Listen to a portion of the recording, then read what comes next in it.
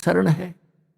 पुण्यात्माओं, आप समझोगे क्योंकि बालक नहीं बुद्धिमान समाज है। आज मानो किसी का बालक बिगड़ जाए, बेटा या बेटी, उस माता पिता से पूछ कर देखो वो कितना दुखी रहता। सपने में भी उसको ये चिंता बनी रहती है कि किस प्रकार मेरा बच्चा फिर से लाइन पकड़ जाए। उसके लिए कितना दुखी होता है। और हम उस परम पिता के बच्चे, उसी के बेटा बेटी, हम कितने बिगड़ के यहाँ आगे इस काल का फंस गए। अभी हमारी रेल बना रहा है सबकी, ब्रांड मैट्रिक रखी यहाँ पर, ले लिए टिंडे हमने इसके साथ आकर के। लेकिन वो कहते हैं ना, माता पिता बुरे नहीं हो सकते, बेटा बेटी वैसे 100 गलती कर दे। अब उसी विधान से वो हमारा पीछे फिर रहा है।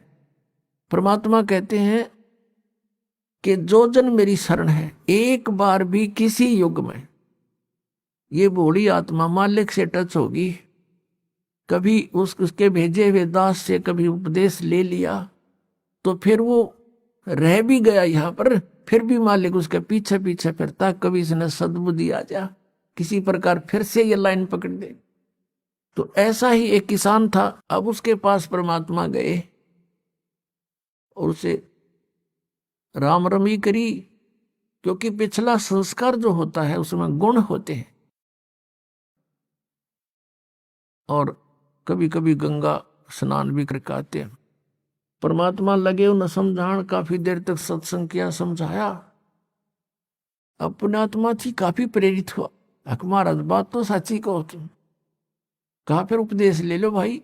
अकना अभी नहीं, अभी तो बालक छोटे छोटे हैं, विवाह कर दूं और ये काम संभालने जोगे हो जा महाराज जी, फिर पक्का नाम ले लूंगा।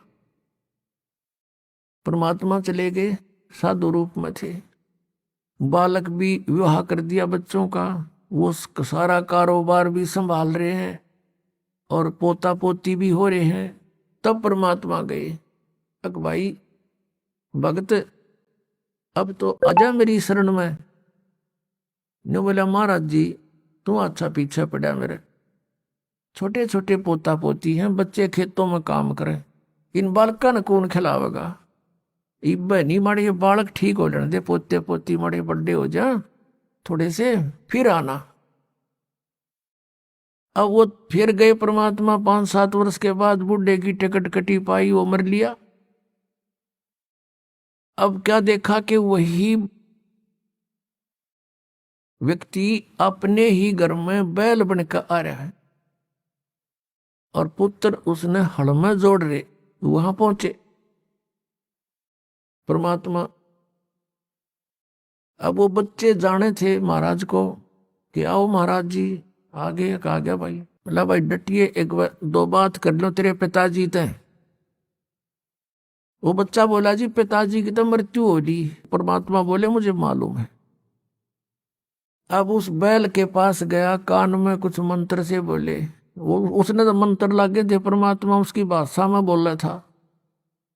तो बैल ने अंदर से बोल तो वो नहीं सके था, अंदर की भाषा भी जानते हैं मालिक।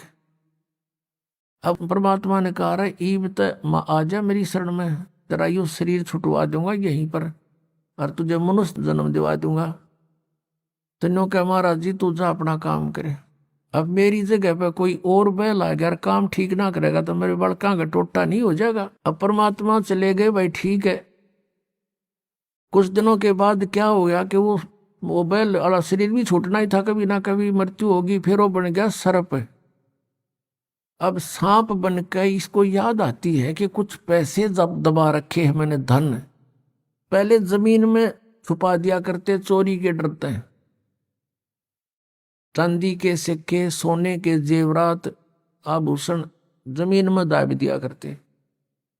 बूढ़ा मर जा बतान पावे को नहीं, फिर वो सर्प बन के आया करे ना, रह गए उड़ा लोग हमारा सर्प आवे है। वो सर्प थारा है कि मैं लग गया होगा पिछला संस्कारी को, दाब रहा होगा 500-200 रुपये की तक कूण में, उन्हें ढूंढता फिर आई। अब वो सर्प बन के आ गया। वो जो ही सर्प बन के घर में घुसा, बच्चा ने पता लग गया, उसके मारे लठे वो डंडे डंडे मारने लगे, इतने मोरी में निकल के और बाहर उसका जंगल सा था उसमें खिसक गया और वहां पड़ा पड़ा कर रहा है सांप। अच्छे डंडे लाग रहे, उसकी सांकड़ी गई टूट।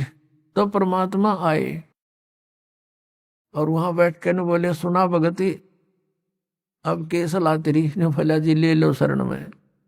ने बोला, वे शरण मत आया पर सांकली तोड़वा का आया तू।